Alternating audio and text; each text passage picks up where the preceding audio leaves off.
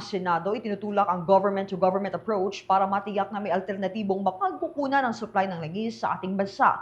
Ang pangalawang pagdinig ng Protect Committee kasalukuyang isinasagawa naman ngayong araw. Naritong buong detalye sa pag-uulat ni Bombo Angelo Aganan. Itinutulak ng ilang senador ang pagpasok ng government-to-government agreements upang matiyak na may alternatibo at sapat na mapagkukunan ng supply ng langis ang bansa sa gitna ng patuloy na pagtaas ng presyo nito sa pandaigdigang merkado. Iginit ni Senator Sherwin Gatchalian, chairperson ng Senate Protect Committee, na nakakabahala ang posibleng kakulangan ng supply kapag naubos ang kasalukuyang fuel inventory ng bansa.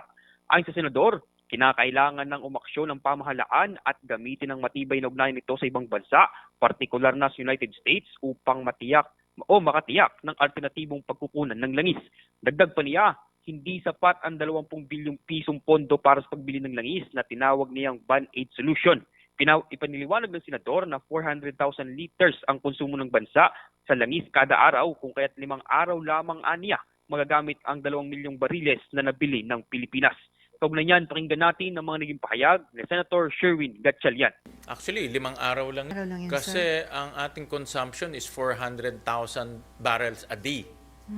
A day. So, kung 2 million yun, that's only 5 days. No? So, pero of course, kahit papano, nakakatulong yun. Pero yun ang hindi nating yun ang hindi solusyon no? Parang band-aid, literally band-aid solution lang yan.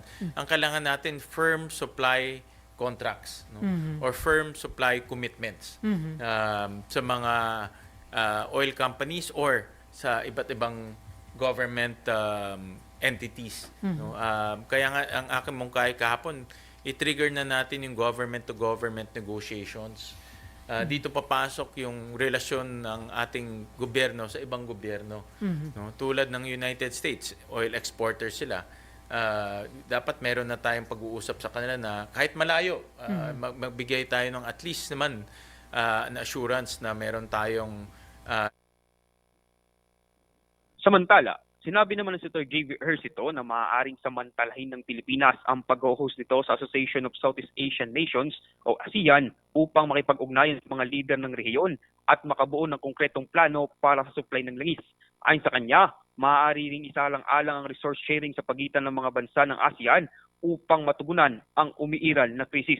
Kaugnay niyan, pakinggan naman natin ang mga naging pahayag ni Senator J.V. Ejercito. Probably ASEAN leaders can get together and help, siguro commit to help one another find sources. Bakit hindi?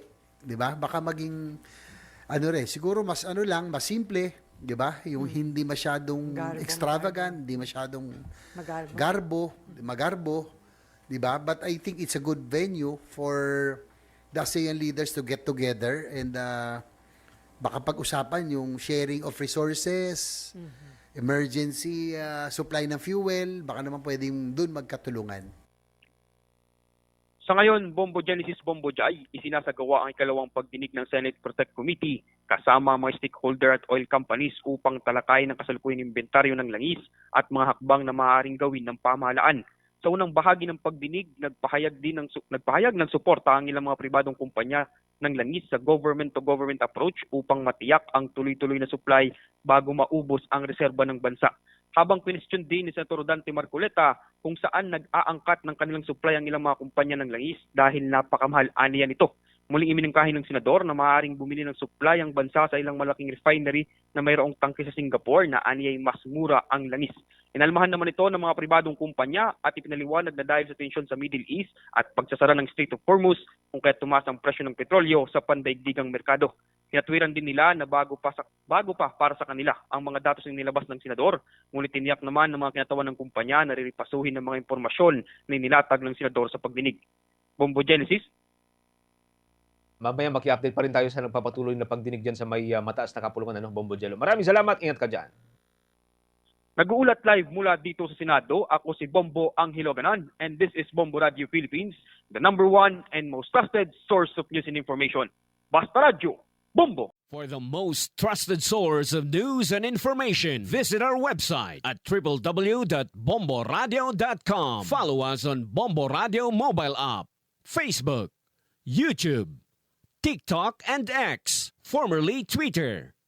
Like, share, and stay connected. Anytime, anywhere.